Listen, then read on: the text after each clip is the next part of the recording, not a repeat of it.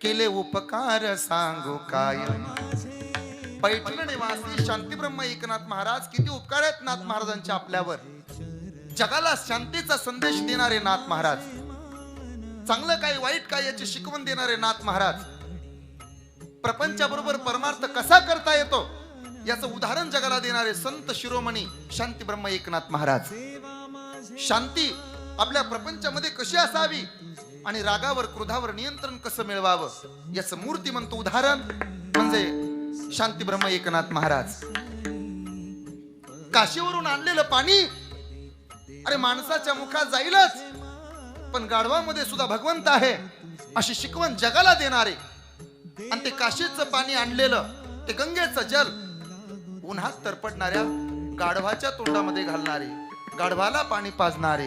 ऐकताय, वेदनेनं तहानेनं व्याकुळ झालेलं ते गाढव, पण त्या गाढवामध्ये सुद्धा नाथ महाराजांना देव दिसला. जगाला शांतीचा संदेश दिला, क्रोधावरती मात मिळवली.